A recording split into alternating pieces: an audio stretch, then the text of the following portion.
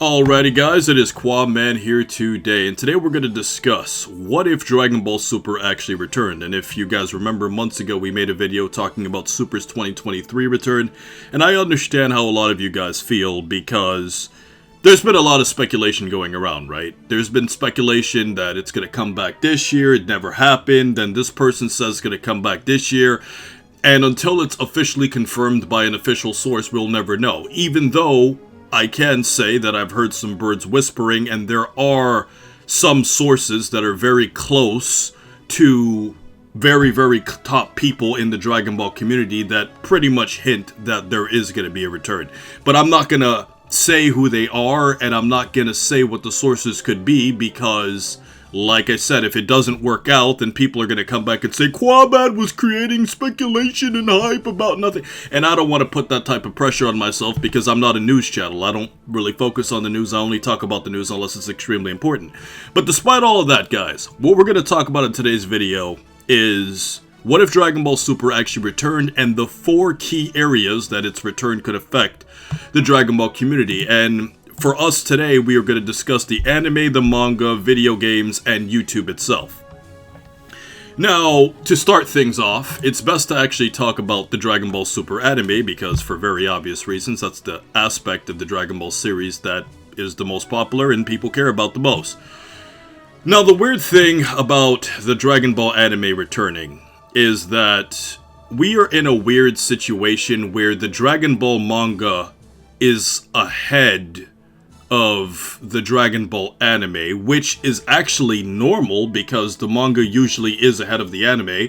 So, because of Super's anime hiatus, the manga was actually able to go ahead, which in a lot of ways is a positive thing. Granted, it does kind of spoil things for you as a fan, because when the anime comes back, if it's trying to fully follow the manga, it can't really surprise you with new content. So, you know, you're gonna have that, but at the same time, for most anime fans of all anime, period, I mean, that's generally how it works anyway, so it's not really a bad thing if that were to actually happen. So, what we will have to anticipate for the anime is what deviations will the anime version make compared to its manga counterpart that's actually ahead, and the other question that we have to ask about the anime is, at what pace will the anime go to catch up with the actual manga?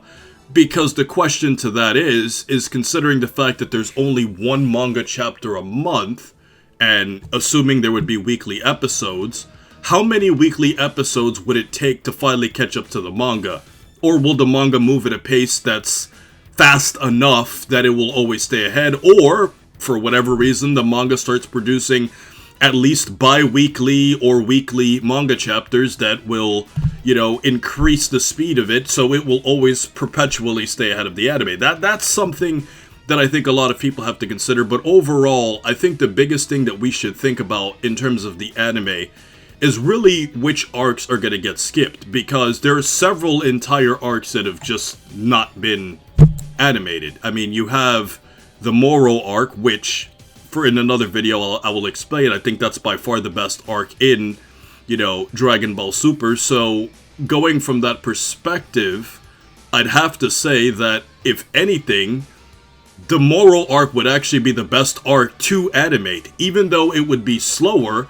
By doing a manga arc animated that was really good, that's going to take a lot of time because it wasn't a short arc by any stretch of imagination, and it involved a lot of new characters, a lot of different battles, a lot of different areas where our characters went to. It felt like a true complete Dragon Ball arc, and as a result of that, that arc would take a very long time to animate if it's paced out at a normal speed. So as a result of that, I feel like if the anime were to try and follow the manga to a point where the anime is going to do these arcs that are already finished but do them at a slow pace, I think the manga will always have a healthy gap ahead of time, considering the fact that the actual anime itself has 2 huge arcs, you know, that still need to be covered. So by the time we are getting closer to the manga will never get caught up to it. I think that's definitely a really good way to do it. But if they decide to go the other route and skip this completely and just say, screw it, we're just going to go on to wherever Super is right now and go into this Goten and Trunks upcoming manga art, or around the time of where we are as of Dragon Ball Super Super Hero, then we can have a problem of, well, the anime could just catch up really fast. So I think in discussing the anime and the manga, I think they have two important decisions to make.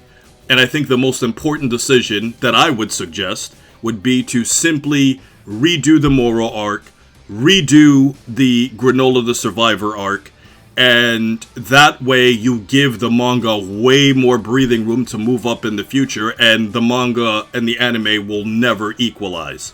Now, the next thing that we also have to discuss here, guys, is also talking about video games. Now, to be completely honest with you, Dragon Ball video games, as of the last few years, haven't been the greatest. The last really good Dragon Ball game that came out was Fighters. And then there's that Time Patroller game that recently came out. I don't even remember its name because it's so irrelevant to me right now, and you guys will remind me what it's called in the comment section, but you don't need to because I just remembered that it's called Dragon Ball Breakers. I have a couple of friends that like it, but I'll be honest with you, it just doesn't really seem that enticing to play because I'm not really the type of person who would want to play a game where I'm like running away from a villain at the same time, or like chasing really weak characters. Like, that's not really my style of play per se. I kind of like it of like, we both have strong characters and just try to beat the living hell out of each other. That's always been the approach that I personally have enjoyed about Dragon Ball video games, where it's just more of like a one-on-one thing instead of that whole strategic, like I'm super weak or I'm too strong. Like that's just not my style. But I could understand how it's appealing to other people, and I definitely think that a Dragon Ball Super return will definitely increase the demand for Dragon Ball video games. I think one video game that a lot of people have been discussing over the years is Dragon Ball Xenoverse, about a potential Dragon Ball Xenoverse 3, because let's just be honest, I mean, it's definitely overdue, and there's a lot of talk about Xenoverse 2 and all these updates and stuff along those lines, but I definitely think that either a Xenoverse 2 update or a Xenoverse 3 game would really be great with a Dragon Ball Super return, when you consider the fact that you can't just keep giving people DLC on an old platform forever. At some point, you gotta move on and start over. And when you consider the fact that the Xenoverse games are completely based off of time travel, you're in a safe situation, because if the games are based off of time travel, you can just kind of reset the game every single game. And because you're not completely following the story, you're not really gonna get that repetitive, so you can just kind of change the story mode to add different futuristic elements to each arc of Dragon Ball and alternate history in different ways, or add this extra villain. And I think if you follow that model, then you'll never have any problems with the Dragon Ball Xenoverse video games, because time travel is your best asset when it comes to playing games like that are creative and don't really follow a specific linear path. I would also even put Fighters into that, as a game that doesn't really have to follow like a linear story path of, you go through the Saiyan arc, you go through the Namek arc, then the Android arc, then you get to the Buu arc, then you go into Super. Like, that formula has been overdone, and at a certain point you also have to say that the Dragon Ball story is so ridiculously massive that I don't think that that would be the most efficient way to create a Dragon Ball video game. But to close off this video, guys, we need to talk about the last element of how the Dragon Ball Super return can actually change things. And what we're going to talk about is actually dealing with YouTube itself.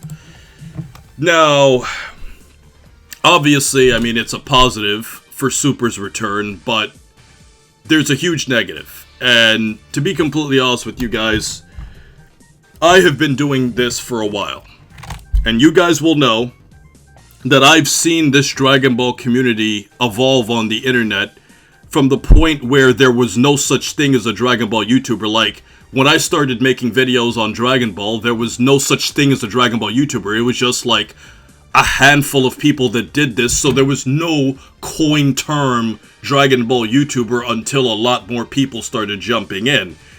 So, because of that, what's gonna probably happen that I don't want to see, what's gonna happen is that people are gonna just all of a sudden start acting like they're Dragon Ball fans again, even though, you know, they haven't been uploading or doing anything all these years. They're all of a sudden gonna become the biggest Dragon Ball fans. They're gonna clickbait the actual good YouTubers, steal their content ideas, do all of that stuff. make fake rumors about what's going to happen in this episode or this fake leak here and there. And in a lot of ways, Super's hiatus has kind of been good for that, in the sense where it's kind of cut down on the amount of Dragon Ball clickbait and all the BS that was going on. But unfortunately, we have to admit that when it comes back, that's a huge negative that's going to come back, in addition to the obvious positives. And, you know, it's going to be oversaturated, but I'm going to do even better content than I did before, because with all the experience that I have, I feel even more confident than I was doing this all those years before. So I have a very positive outlook on it. But overall, guys, the comment section is for you to respond to the ultimate points of how do you think Super's return will affect the anime, the manga, video games, and YouTube itself. And have a great day.